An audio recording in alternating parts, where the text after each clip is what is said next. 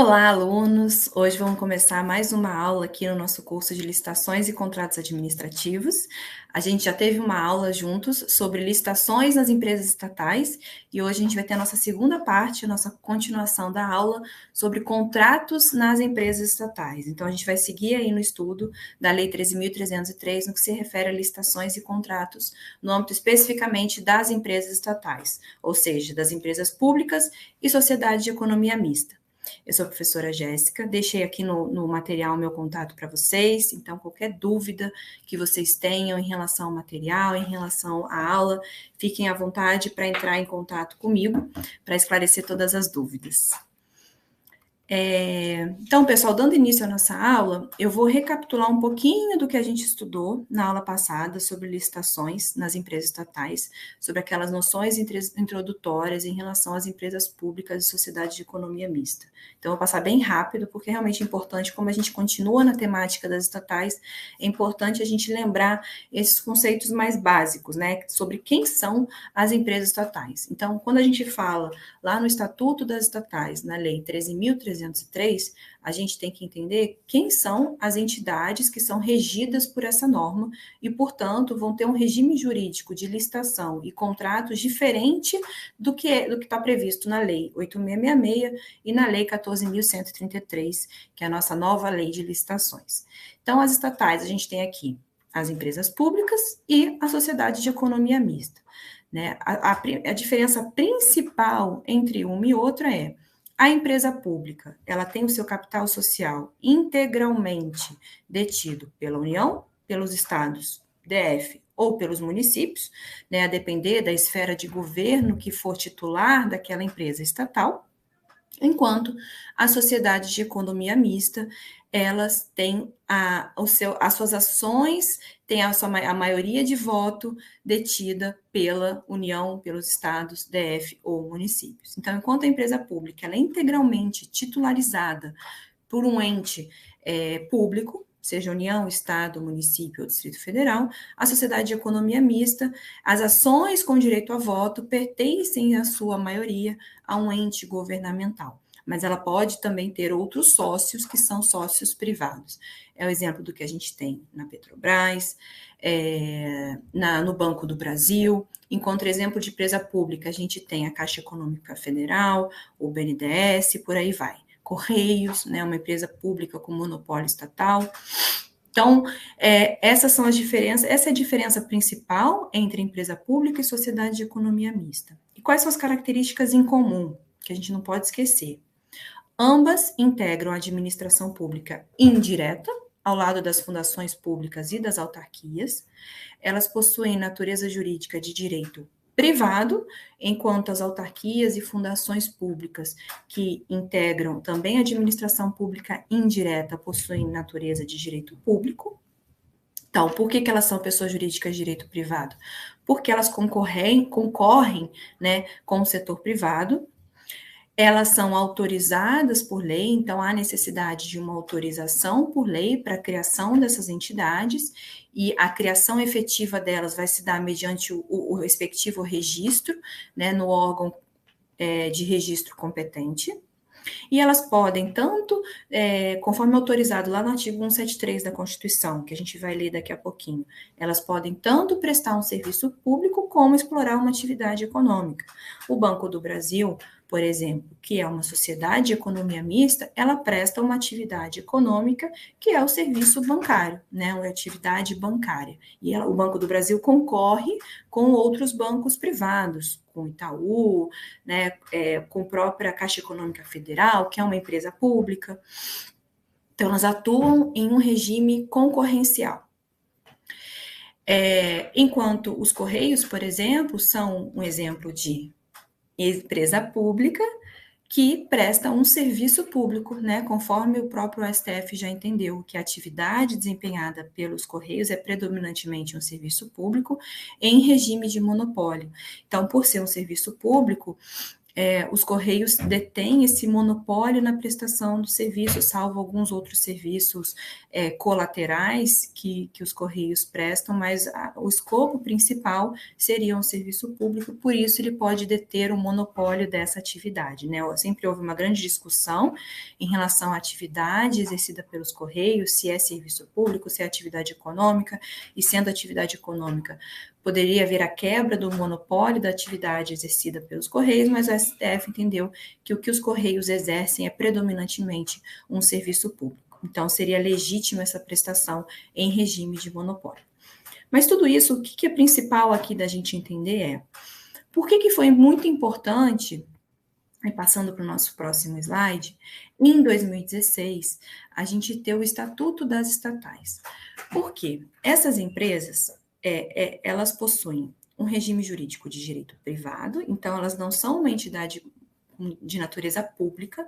Então, para poder concorrer com o mercado, né, porque elas exercem, como eu já falei, a atividade econômica em concorrência com o mercado privado, elas precisam de normas específicas, né, com uma maior flexibilidade, com maior dinamismo, né, quando se fala em concorrência. Elas não podem ter um regime jurídico igual a um ente público, né, igual à União, igual aos órgãos dos estados, igual aos órgãos dos municípios e Distrito Federal. Elas precisam de um regime mais dinâmico, mais flexível, mais célere. E por isso, isso se estende também às suas contratações, né? Lá em 93, foi editada a conhecidíssima Lei 8.666, que eu sei que vocês estão estudando, né, nas outras aulas. A Lei 8.666, como vocês sabem, é um regime jurídico que ainda está vigente, mas que está para morrer, né? Mas é um regime jurídico muito formalista, muito rígido, e que dificulta justamente essa flexibilidade, esse dinamismo que a atuação das estatais demanda. Então, durante muito tempo, né, de 93 até 2016, a Lei 866, ela regeu todas as contratações das estatais, tanto dos entes União, Estados, DF, municípios, como também das estatais, empresas públicas, sociedade de economia mista, e só a partir de 2016 é que criou-se um regime jurídico próprio de licitação e de contratação dessas entidades. E aí, como a gente vai ver, um regime de contratação muito mais flexível e muito mais consonante com a atuação dessas entidades. Em 2021, como vocês bem sabem também, adveio a nova lei de licitações, a Lei 14.133, né, que está convivendo ainda com a Lei 8.666 até o fim desse ano de 2023, né, até lá os entes ainda têm a opção de optar entre a Lei 8.666 e a Lei 14.133, mas a partir de 2024 eles não terão mais essa opção, aí vai passar a vigiar apenas a nova lei de licitações, finalmente.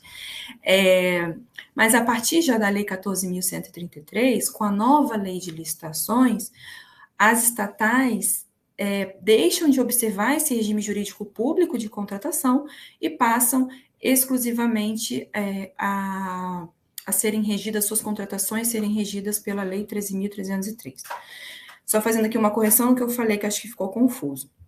A partir da Lei 13.303, de 2016, já foi previsto um regime jurídico próprio de contratação para as empresas estatais, empresas públicas, sociedade de economia mista, mas, diferentemente do que era previsto na Lei 8.666, a Lei 14.133 expressamente já excluiu da sua regência as empresas estatais.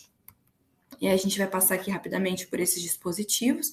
Em primeiro lugar, a gente tem a Constituição de 88, que lá no artigo 183 já previu, lá em 88, que a lei deveria estabelecer o estatuto jurídico próprio das empresas públicas, sociedades de economia mista e de suas subsidiárias que explorem atividade econômica ou prestem serviços públicos. Nada mais é do que o Estatuto das Estatais. Então, a Constituição, lá na sua origem, em 88, já previu a necessidade de criação de uma lei própria que regesse toda a atuação das estatais, incluindo as suas licitações e contratos, né? Deveria ser um regime jurídico diferente do previsto, portanto, para os entes públicos. A gente tem essa previsão lá no inciso 3 do parágrafo 1º do artigo 173 da Constituição. Então, esse estatuto deveria dispor sobre licitação e contratação de obras, serviços, compras e alienações, observados os princípios da administração pública. Então, notem que essa previsão veio com a Constituição lá em 1988 e, voltando aqui para a nossa linha do tempo, apenas em 2016, né, foi editado o Estatuto das Estatais. Então, realmente demorou muitos anos até o Legislativo promulgar a Lei das Estatais. E observem aqui que no inciso 3, e a gente já falou sobre isso também na nossa aula anterior, mas é sempre importante a gente reiterar, apesar de ver um estatuto específico para as estatais, e elas serem entidades de direito privado, elas ainda continuam sofrendo o influxo de normas de direito público, dos princípios da administração pública. Então, princípios como o princípio da publicidade, da igualdade, da legalidade, da transparência, são princípios que as estatais devem observar, não obstante elas serem entidades de direito privado. Então, a gente pode muito mais falar, na verdade, acho que seria mais adequado a gente falar que elas possuem um regime jurídico híbrido do que propriamente um regime estritamente privado, porque elas sofrem um influxo, a interferência desses princípios de direito administrativo. Lá em 93, com a Lei 8666, como eu falei, se previa a subordinação das empresas públicas, das sociedades de economia mista e demais entidades controladas direto ou indiretamente pelos entes públicos, pela Lei 8666. Então, todas as estatais, durante muitos anos, elas realizaram as suas licitações e celebraram seus contratos sob a égide da Lei 8666, como vocês sabem, uma norma super formalista, super rígida, que dificultava, de fato, a atuação dessas estatais.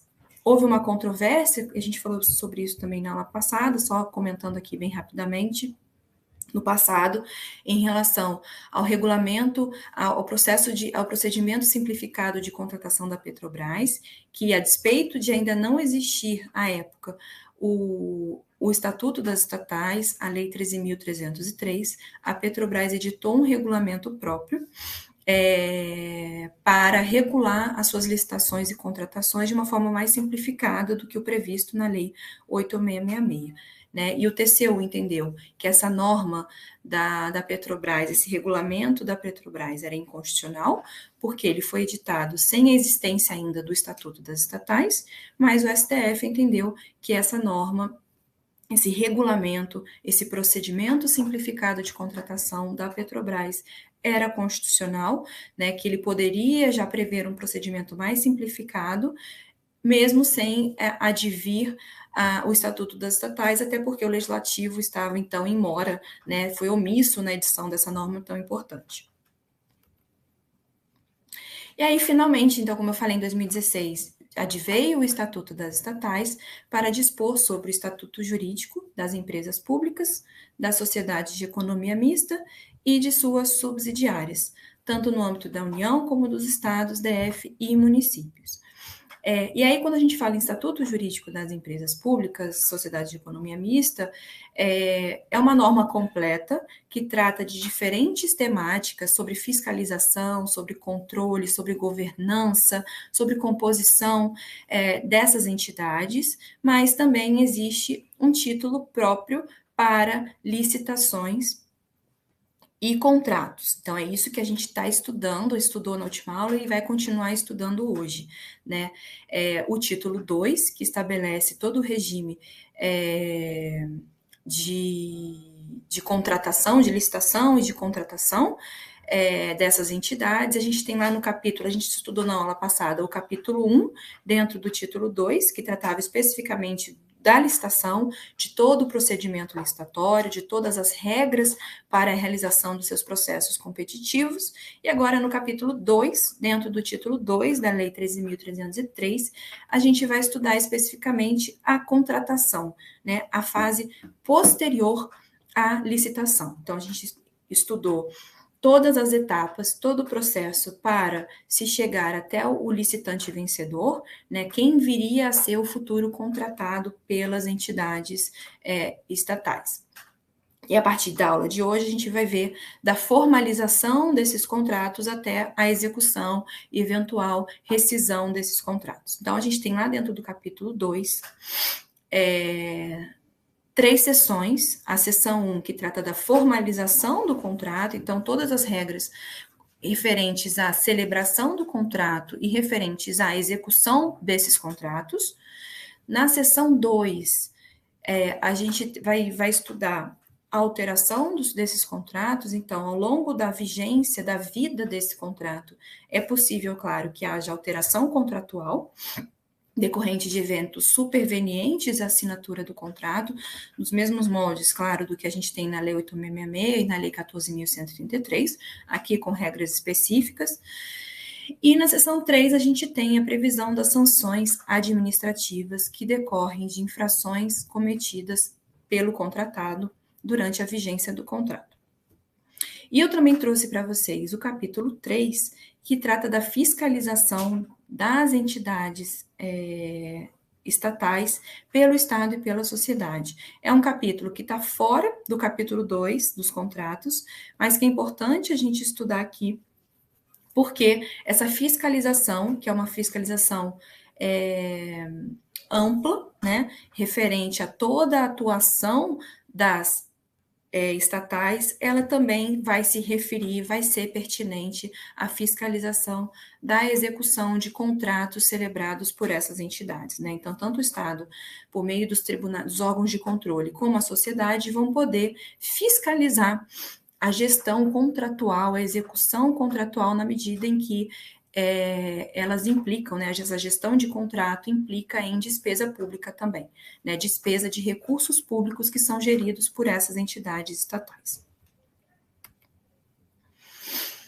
E aí, trazendo para vocês a Lei 14.133, eu trouxe ela aqui para mostrar para vocês a nossa nova lei de licitações, que ela já excluiu, diferentemente da Lei 8.666, ela já excluiu expressamente da sua regência as empresas públicas. Então, a gente tem lá no artigo 1º a previsão de que esta lei estabelece normas gerais de licitação e contratação para as administrações públicas diretas, autárquicas e fundacionais da União, Estados, DF e municípios, e abrange quem? Órgãos do Poder Legislativo e Judiciário. Os órgãos do Poder Legislativo, quando esses órgãos desempenharem função administrativa, isso eu tenho certeza que vocês viram, né, em outras aulas. Então, todos os órgãos que integram a administração pública direta, ainda que eles façam parte do Poder Legislativo ou do Poder Judiciário, porque eles também exercem função administrativa, e os fundos especiais e demais entidades controladas direta ou indiretamente pela administração pública. Mas o parágrafo 1º faz a seguinte ressalva: não são abrangidas por esta lei as empresas públicas, a sociedade de economia mista e as suas subsidiárias, que são regidas pelo Estatuto das Estatais, ressalvado o disposto no artigo 178 da Lei 14.133. E do que trata o artigo 178 da Lei 14.133?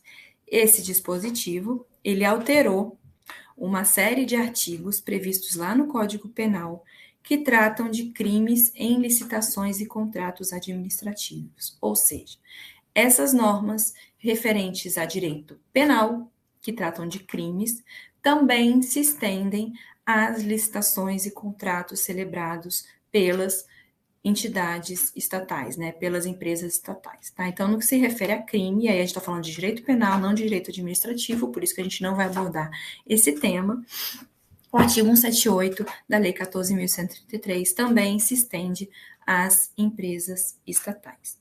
Tá, pessoal? Então, aqui a gente trouxe esse histórico. Eu achei importante a gente introduzir a nossa aula mais uma vez com esse histórico, para a gente entender, então, que se tratando de empresas estatais, os contratos celebrados pelas estatais vão ser regidos integralmente pela Lei 13.303 de 2016. Então, esqueçam a Lei 14.133 de 2021, quando a gente falar de contratos, seja licitações, seja contratos celebrados pelas empresas estatais. Aqui, a gente vai, então, entrar, a partir desse próximo slide, a gente já vai entrar na formalização, né, no primeiro tópico, como eu comentei com vocês, dentro do capítulo 2, contratos, o primeiro tema, na seção 1, a gente tem a formalização dos contratos.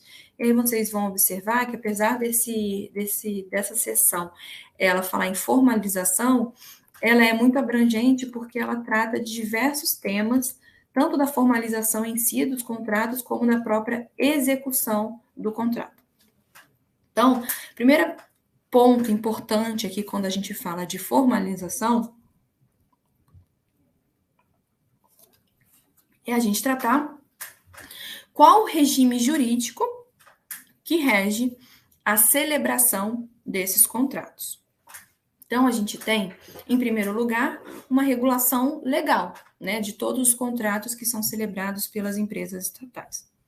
Essa regulação legal, como eu já falei, ela é feita pelo Estatuto das Estatais, pela Lei 13.303. E aqui a gente tem, basicamente, normas de direito público. E a gente, como também falamos na aula passada, se vocês se lembrarem, também temos, e a gente vai falar no próximo slide, contratos que são regidos integralmente por normas de direito privado. Mas a regra é que essa regulação legal se dê pelo Estatuto das Estatais por meio de normas de direito público. Também a regulação, regime jurídico de regência desses contratos também se dá por meio dos regulamentos das entidades, então cada entidade, cada estatal deve editar, né? Hoje em dia praticamente todas têm o seu estatuto, a sua norma, o seu regulamento de contratação que vai regular, vai especificar as disposições legais que estão lá no Estatuto das Estatais. Então vão detalhar, vão especificar mais aquelas normas legais. A gente na outra aula também trouxe alguns estatutos, né, alguns regulamentos que vão pormenorizar as normas previstas lá na Lei 13.303, que muitas vezes são normas mais abrangentes, são normas mais gerais e que precisam de um maior detalhamento que virá por meio de regulamento, justamente para adequar a realidade, o contexto de cada estatal, né, a sua estrutura, a essas normas de licitações e contratos. Depois do regulamento da entidade, a gente vai ter uma regulação contratual. Então, cada contrato para prestação de serviço ou para contratação de algum bem, para fornecimento, vai regular aquele objeto, né? De acordo, sempre tendo como baliza a Lei 13.303 e o regulamento daquela entidade contratante. Sempre observância, claro, então, da lei e do regulamento, né? Mas a regulação contratual justamente vai pormenorizar ainda mais o que a gente tem previsto já no regulamento, de acordo com o objeto que está sendo contratado. E, por fim, a lei também prevê, o Estatuto das Estatais também prevê uma regulação com base em preceitos de direito privado, e é claro que vai ser uma aplicação suplementar, né? Então, a gente tem alguns preceitos de direito privado que podem ser extensíveis, aplicáveis às empresas estatais, mas com uma aplicação suplementar, caso elas não entrem em confronto, em conflito com as normas de direito público que regem essas contratações. Então, como a gente falou, todos os princípios de direito público, eles continuam sendo observados aqui, a gente não pode afastar, nem mesmo naquelas contratações regidas pelo direito privado, que a gente já falou na aula passada, mas eu vou voltar nela aqui no próximo slide, nem nessas contratações que estão mais próximas ainda do direito privado, elas podem se afastar dos princípios de direito público. Então, transparência, ampla publicidade, legalidade, isonomia, são princípios que as entidades da administração pública indireta, e aqui falando especificamente das estatais, elas não podem se afastar, deixar de observar nunca esses princípios, porque, no fim do dia, elas gerem também recursos públicos e sofrem toda uma fiscalização de órgãos de controle. E aí, como eu comentei com vocês, acho importante a gente retomar aqui também, quando a gente falou lá de licitação, a gente tem lá no artigo 28, parágrafo 3º do Estatuto das Estatais, a previsão de um regime privado de contratação em duas hipóteses excepcionais em que a gente vai afastar todas essas regras aqui, vamos voltar aqui, todas as regras do capítulo 2 da Lei 13.303 vão estar afastadas, então, nessas hipóteses, a gente vai ter um regime jurídico próprio de contratação, e aí, nesse caso, é mais importante ainda a existência de um regulamento da entidade contratante prevendo como se darão essas contratações. Como eu comentei com vocês na aula passada, eu sou funcionária do BNDES, estou aqui há quase 15 anos, atuei durante muito tempo no setor de licitações e contratos, no setor jurídico, na área jurídica de licitações e contratos, e aqui, por se tratar de uma empresa estatal que realiza, executa atividade econômica, a gente tem realmente essas duas formas de contratação, uma contratação administrativa, né, nesse sentido que a gente conhece, e uma contratação de direito privado, justamente nessa primeira hipótese aqui, que é para comercialização, prestação, execução de produtos, serviços ou obras especificamente relacionados com seu respectivo objeto social. Então, pense, por exemplo, né, esse exemplo sempre vem à cabeça de todo mundo, que é a venda de combustíveis pela Petrobras. Então, qual que é o objeto social da Petrobras? É justamente relacionado ao comércio, à comercialização, à extração e comercialização de combustíveis. Então, imagine se a cada contratação, a cada fornecimento de combustíveis da Petrobras, ela tivesse que observar todo um regime de direito administrativo, todo um regime público de contratação. Isso inviabilizaria absolutamente o escopo social da Petrobras. Então, nesse caso, a Petrobras ela pode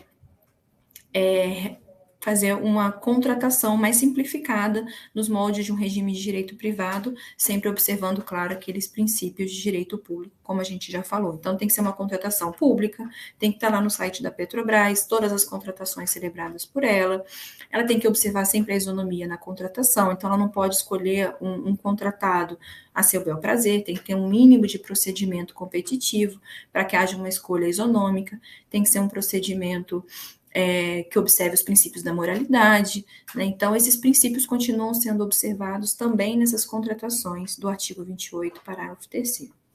E a segunda hipótese que o Estatuto das Estatais prevê, excepcionando o regime de direito administrativo nas contratações, é nos casos em que a escolha do parceiro privado esteja associada às suas características particulares, então, não pode ser qualquer particular contratado, né? Eu preciso daquele contratado por motivos específicos, vinculado à oportunidade de negócio definidas, oportunidades de negócio definidas específicas, justificado nesses casos que não é possível realizar um procedimento competitivo. Eu trouxe mais uma vez um exemplo da Petrobras, que seria o caso da formação de um consórcio entre a Petrobras e uma sociedade privada para a participação de uma concorrência pública. Então, imagine um caso em que a União realiza uma licitação, uma concorrência pública, para contratar um determinado fornecimento de combustível, para prestar um serviço de gasoduto, e aí a Petrobras quer participar dessa concorrência pública, e para isso ela tem que se consorciar a outras empresas privadas. Então, na escolha dessas empresas privadas, ela não vai precisar fazer um procedimento licitatório, né? Está vinculado aqui a uma oportunidade de negócio, então ela vai poder escolher, claro que dentro desses parâmetros que eu já falei, né, isonomia, imparcialidade, moralidade, mas ela vai poder escolher o seu parceiro sem a necessidade de um processo administrativo, de uma licitação nos moldes do que a gente tem no Estatuto das Estatais. E aí, só trazendo aqui para vocês a definição de oportunidades de negócios, nada mais do que a formação e extinção de parcerias e outras formas associativas, societárias ou contratuais, e aí eu trouxe para vocês o exemplo da formação de um consórcio, e as operações realizadas no âmbito do mercado de capitais, respeitada a regulação pelo respectivo órgão competente. Tá, pessoal? E aí a gente, para passar aqui, ainda na formalização, o Estatuto das Estatais prevê uma série de cláusulas essenciais que devem estar contidas nos contratos celebrados pelas empresas estatais. Mas aí, para a gente entrar nesse próximo tema com calma, a gente encerra aqui esse bloco e continua no próximo bloco. Até já!